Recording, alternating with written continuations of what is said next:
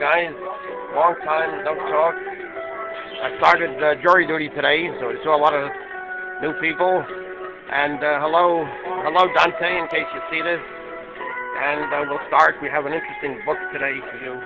Owl Moon by Jane Yolen, illustrated by John Schoenberg. One second. Get prepared here. Yeah, this is a book about late one winter night.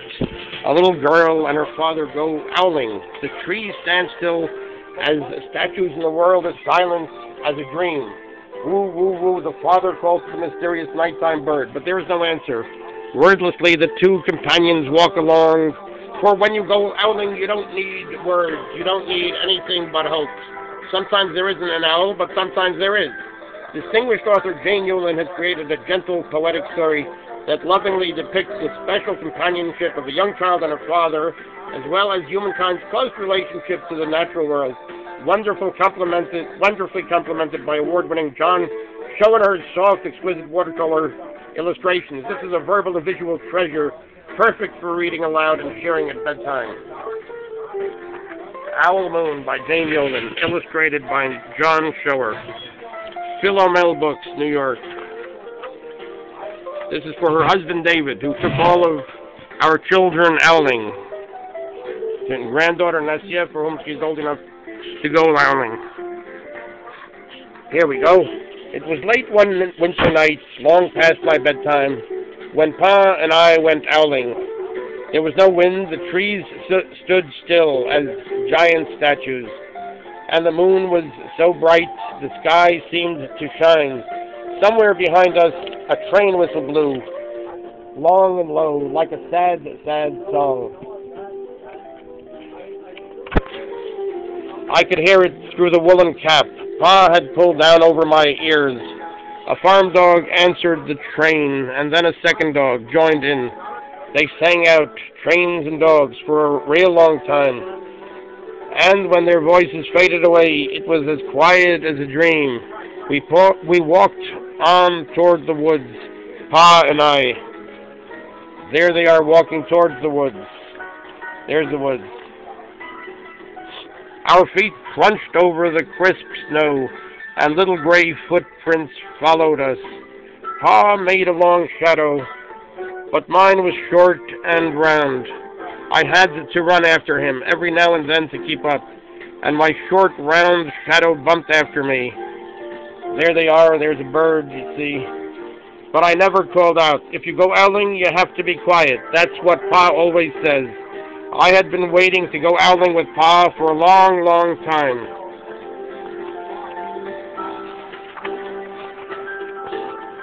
We reached the line of pine trees, black and pointy against the sky, and Pa held up his hands. I stopped right where I was and waited. He looked up, as if searching the stars, as if reading a map up there. The moon made his face into a silver mask. Then he called, woo, woo, woo, woo, woo, woo, the sound of a great horned owl. Woo, woo, woo, woo, woo, woo. There they are, there they go. Daughter and father, they're going owling. Again he called out, and then again, after each call he was silent, and for a moment we both listened, but there was no answer. Pa shrugged, and I shrugged. I was not disappointed. My brothers all said, sometimes there's an owl, and sometimes there isn't. There they are. They didn't find the owl yet. We walked on. I could feel the cold, as if someone's icy hand was palmed down on my back, and my nose and the tops of my cheeks felt cold and hot at the same time, but I never said a word. If you go owling, you have to be quiet and make your own heat. There they are, they're all bundled up, and they're trying to keep warm, and they're trying to find the owl. We went into the woods. The shadows were the blackest things I had ever seen. They They stained the white snow. My mouth felt furry, for the scarf over it was wet and warm. I didn't ask what kinds of things hide behind black trees in the middle of the night. When you go owling, you have to be brave. You have to be brave. There they are. There's the woods. Then we came to a clearing in the dark woods. The moon was high above us. It seemed to fit exactly over the center of the clearing, and the snow below it was whiter than the milk in a cereal bowl. Here you see, there's the woods and the snow and the clearing. And there they are. I sighed, and Pa held up his hand at the sound. I put my mittens over the scarf, over my mouth, and listened hard. And then Pa called, "Whoo, whoo, whoo, whoo, whoo, whoo, whoo, whoo, whoo, whoo, whoo, whoo." I listened and looked so hard, my ears hurt, and my eyes got cloudy with the cold. Pa raised his face to call out again. But before he could open his mouth, an echo came threading its way through the trees. Woo, woo, woo, woo, woo, woo, woo. You see, they hear an echo threading.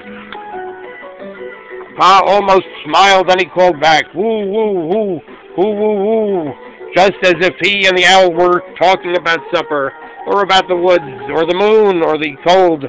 I took my mitten off the scarf, off my mouth, and I almost smiled too. The owl's call came closer, from high up in the trees on the edge of the meadow. Nothing in the meadow moved. All of a sudden, an owl's shadow, part of the big tree shadow, lifted off and flew right over us. We watched silently with heat in our mouths, and the heat of all those words we had not spoken. The shadow hooted again. There they are. Okay. Pa turned on his big flashlight and caught the owl just as it was landing on a branch. There we go. He caught him. For 1 minute, 3 minutes, maybe even 100 minutes, we stared at one another. There they are, staring at each other. There's the owl. Then the owl pumped its great wings and lifted off the branch like a shadow without sound. It flew back into the forest. Time to go home, Pa said to me. I knew then I could talk. I could even laugh out loud. But I was a shadow as we walked home. When you go owling, you don't need words or warm or anything but hope. That's what Pa says. The kind of hope that flies on silent wings under a shining owl moon. Jane Yolen, Philomel, author of Touch Magic and Neptune Rising, is one of today's most versatile and distinguished writers of books for young readers. Acclaimed for her poetry, humorous fiction, fantasy, and folk tales, and novels for young adults. Owl Moon has been a particular pleasure for her to write, since her husband, David Stemple, frequently went owling on winter nights with their 3 children, Heidi, Adam, and Jason, near their own Massachusetts home, with the same anticipation and excitement as the characters in this story.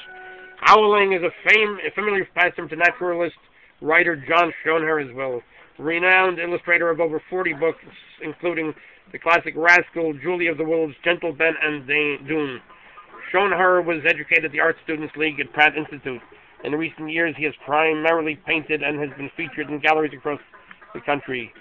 Schoenherr was enticed back to illustrating in children's books by the story Owl Moon, which reminded him of his nighttime walks with his children, Jennifer and Ian. Indeed, the farm featured in Owl Moon is that the Schoenherr farm, and the shadow trees and trails are landmarks past which he and his family trudged on winter nights, searching for the magnificent and elusive owl. So here we go, Owl Moon. A very nice book, and okay, thanks a lot. Thanks for tuning in, and we appreciate your tuning in, and all of our subscribers.